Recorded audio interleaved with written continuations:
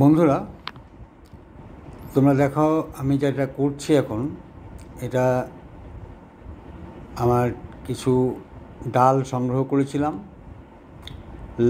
এটা হচ্ছে নীল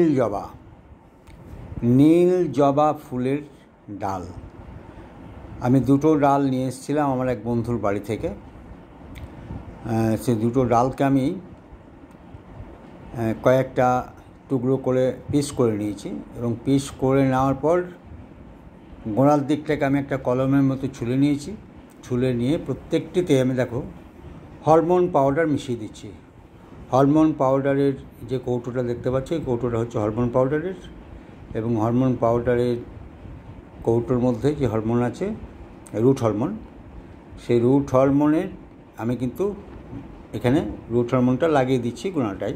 অর্থাৎ যেদিকটা দেখো কলমের মতো রয়েছে, ওই কলমের মুখটায় আমি ফুললি রুট হরমোন দিয়ে দিচ্ছি, যাতে সহজে আমি যে জায়গায় ওকে লাগাবো সেই জায়গায় যাতে সহজেই চারা তৈরি হয়ে যায়।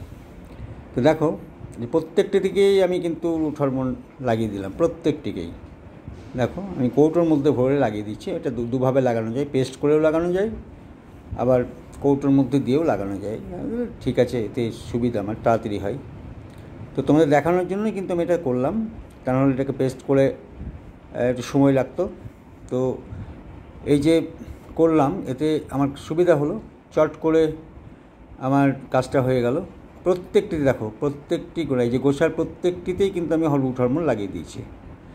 এবার এই দেখো টব, এই টবের মধ্যে যে মাটিটা রয়েছে, বালিটা আর কি, বালির ভাগটা আছে 80%, 20% আছে মাটি।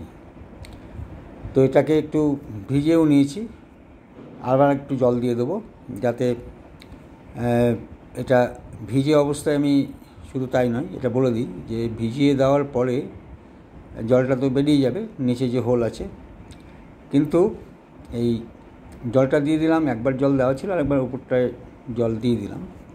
এবার জলটা বেরিয়ে যাচ্ছে। জলটা বেরিয়ে যাওয়ার পরে আমি যেটা করব সেটা হচ্ছে প্রত্যেকটি জায়গায় আমি একটা করে হোল করে নেবো, যেহেতু ডালগুলোকে তো বসাতে হবে। আর প্রত্যেকটি ডালের মুখিতে, অর্থাৎ যেটা কলম মুখী করা আছে আর কি, ডালগুলো কেটে যে দিকটা আমি বসাবো সেদিকটাকে সোচালো করা আছে এবং রুট হরমোন দেওয়া আছে। রুট হরমোনটা যাতে বালির সঙ্গে বা যে আমার সয়েলটা, সেই সয়েলটার সঙ্গে মিশে না যায়, সেজন্য প্রত্যেকটি জায়গায় আমি ওকে একটা করে হোল করে নিচ্ছি। তোমাদের দেখাচ্ছি, দেখো হোল করছি, একটা কাঠি নিয়ে আমি হোলটা করে নিচ্ছি। হোলটা করে নিলে সুবিধাটা কি, যে আমি যখন ডালগুলোকে বসাবো, হ্যাঁ, একদম বিনা বাধাই ডালগুলো কিন্তু ওখানটা ঢুকে যাবে। তারপর ওর সাইডগুলোতে একটু চাপ দিয়ে দেবো, আর বালি, সুতরাং সহজেই ওকে প্রোটেকশন দিতে পারবে, ডালগুলো নড়বে না। দেখো প্রত্যেকটি আমি আলাদা আলাদা করে করছি এবং তোমাদের দেখাচ্ছি আমি যে কিভাবে আমি এগুলোকে বসাবো। তো একটু ধৈর্য ধরে দেখো, হ্যাঁ, যে প্রত্যেকটি আমি কিন্তু যতগুলো ডাল আছে আমার ততগুলো হোল করে দিয়েছি। দেখো এবার এক একটা হোলে কিন্তু আমি এক একটা ডাল বসাচ্ছি। এটা বড় হোল করেছি, যার জন্য এটাকে বড় গাছ ডালটার জন্য, হ্যাঁ। আর একটা এবার পরপর যেগুলো আছে সেগুলোকেও বসাবো। আর একটা বলে দিই যে নীল জবা সাধারণত দেখতে পাওয়া যায় না। নীল জবা হঠাৎ এক বন্ধুর বাড়ি গিয়েছিলাম, আমার চোখে পড়ে গেল। আমি তো একটু গাছ খুঁজি আর কি, গাছ খুঁজতে খুঁজতে অনেকটা জবা গাছের, একদম জবা গাছের পাতার মতোই পাতাগুলো, এবং সুন্দর নীলাভ পাতি আর কি, মানে ডবল নয় বা থোকা নয়, একদম যেমন জবা হয় সেরকমই জবা। এটা একটু হালকা নীল টাইপের, নীলাভ, পুরো নীল রঙ নয়, নীলাভ জবা। তো যখন এই গাছগুলো লেগে যাবে, দেখো প্রত্যেকটিকে বসিয়ে দিলাম। বসিয়ে দেওয়ার পরে এবার আমার ওদের সাইডে একটু চাপ দিয়ে দিচ্ছি যাতে না নড়ে যায়। তো যেটা বলছিলাম যে এই যে নীল জবাটা সাধারণত দেখা যায় না, যদি আমার প্রত্যেকটি লাগবে আমি আশা করি, কারণ যে ওকে সয়েল দেওয়া আছে এবং যে মানে পরিস্থিতিতে আমি ওদেরকে রাখবো, প্রত্যেকটি ডাল থেকে কিন্তু গাছ বেরোবে, অর্থাৎ শাখাগুলো গাছ হয়ে যাবে। তো আমার হয়তো দিন 20 সময় লাগবে। আজ থেকে 20 দিন পর দেখা যাবে যে প্রত্যেকটি ডাল থেকে কিন্তু পাতা বেরোতে লেগেছে।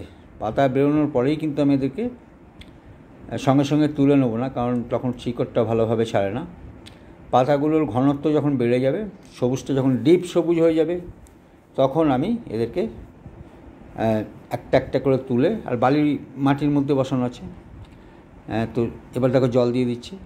এই জলটা দেওয়ার ফলে যে সমস্ত গ্যাপিংগুলো থাকছে, সেই গ্যাপিংগুলো বন্ধ হয়ে যাবে এবং প্রত্যেকটি ডাল কিন্তু জাম হয়ে যাবে, অর্থাৎ কোনো রকম নড়াচড়ার ব্যাপারটা থাকবে না।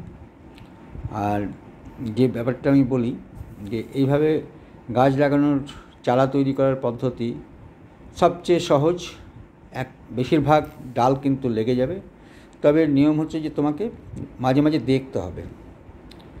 যখন আমি যে পদ্ধতিতে বসাচ্ছি, পরে আমি বলছি যে পরবর্তী ক্ষেত্রে আমি কী করছি, সেটা নিখুঁতভাবে দেখতে থাকো। দেখলে দেখো প্রত্যেকটি ডাল কিন্তু বসিয়ে দেওয়া আছে, প্রত্যেকটি ডাল। একটা ডাল কিন্তু আর নড়ছে না, কারণ বালি মাটি প্রায় 4 ইঞ্চির মতো বালি মাটি দেওয়া আছে। 4 ইঞ্চি আর 3 ইঞ্চির মতন ডিপে বসানো আছে ওদের। এইবার দেখো কী করছে, প্লাস্টিক একটা ছিদ্রহীন, কোনো রকম নিশ্ছিদ্র প্লাস্টিক একটা ঢাকা দিয়ে দিচ্ছে। এবার দেখো, প্লাস্টিকটা ঢাকা দিয়ে দিচ্ছে। এইটাই হচ্ছে মূল। আর রুট হরমোন দিয়েছি, সুতরাং সহজেই এটা রুটটা বেরোবে। আর এই প্লাস্টিকটা ঢাকা দিচ্ছি কেন না, এতে বাইরের যে তাপ, বাইরের বৃষ্টি বা এর মধ্যে যে জলীয় বাষ্প বাইরে থেকে যাওয়া, শুষ্ক বা ঠান্ডা বা শীতল আর কি, সেই হাওয়াটা যাবে না, জলীয় বাষ্প সবটাই কিন্তু প্রতিরোধ করবে, তাপটা প্রতিরোধ করবে। আর সবচেয়ে যেটা মজার, যে এটা কোনো রকম মানে নড়াচড়া হবে না, যেহেতু ঢাকা রয়েছে। সুতরাং বুঝতে পারছো যে একদম ফুল প্রোটেকশানেই কিন্তু এরা থাকবে। এবং এটাকে আগেই বলে দিচ্ছি, এটাকে কিন্তু খোলা ছাদে রাখবো না, এটা একটু শেডের নিচে রাখবো।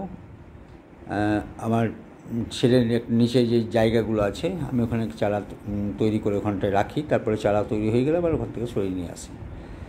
যেটাকে দেখো বেঁধে দিলাম, নিচেরটা ফুললি প্লাস্টিকটাকে বেঁধে দিলাম, অর্থাৎ কোনো ফাঁক থাকলো না। জল দিয়ে দিয়েছি। এখন আর দিন 5 যদি জল না দেওয়ার কোনো প্রয়োজন নেই, কারণ তো রুটের হরমোন দেওয়া আছে, শিকড় বেরোবে।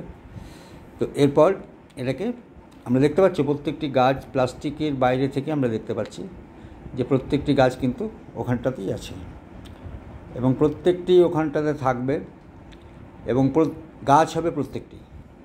হয়তো দু একটা নাও হতে পারে, হয়তো তার দুর্বলতা আছে। তার আগে বলে দিই যে বালি মাটিটা আমি করেছি, সেটার মধ্যে কিন্তু অ্যান্টি ফ্যাঙ্গাস দিয়েছি।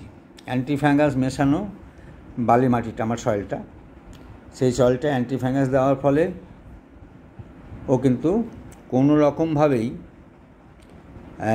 ওকে ব্যাকটেরিয়া বা ছত্রাক বা ফ্যাঙ্গাস যেটাকে আমরা বলি, সেরকম কোনো আক্রমণ ডালগুলোই করতে পারবে না। অর্থাৎ প্রত্যেকটি ডাল একদম বাধাহীনভাবে ওরা কিন্তু চারা তৈরি হবে সুন্দরভাবে। তোমরা দেখতে পাবে পরবর্তী যে আপডেট আমি দেবো, সেখানে দেখাবো যে কীভাবে চারাগুলো তৈরি হয়ে গেল। হয়তো তোমরা ভাববে যে কবে আবার দেখবো। মোটামুটি 1 মাস থেকে 40 দিনের পরে আমি কিন্তু এই প্রত্যেকটি চারা গাছকে আলাদা আলাদা পটে আমি করে ওদের বসাবো। তো তখন তোমাদের দেখাবো। আর দেখানোর সময় সবচেয়ে বড় ব্যাপার, তোমরা দেখে নেবে যে কথাটা আমি বলেছিলাম সেটা মিলে গেছে কিনা। আর দেখে নাও একবার কীভাবে বসিয়েছে। দেখো প্রত্যেকটি গাছকে কিন্তু বাইরে থেকে দেখা যাচ্ছে, বাইরে থেকে দেখা যাবে, কারণ প্লাস্টিকটা স্বচ্ছ প্লাস্টিক। তো এইভাবে প্রত্যেকে তোমরা এটা করতে পারো সহজে। ধৈর্য দরকার, মাটিটা তৈরি করা দরকার। মাটিটার মধ্যে বলে দিয়েছি 20% মাটি আর 80% বালি, আর ছত্রাকনাশক দিতে হবে মাটির মধ্যে। কোনো সার টার দেওয়ার দরকার নেই। এইভাবে আমরা কিন্তু গাছটা লাগালাম।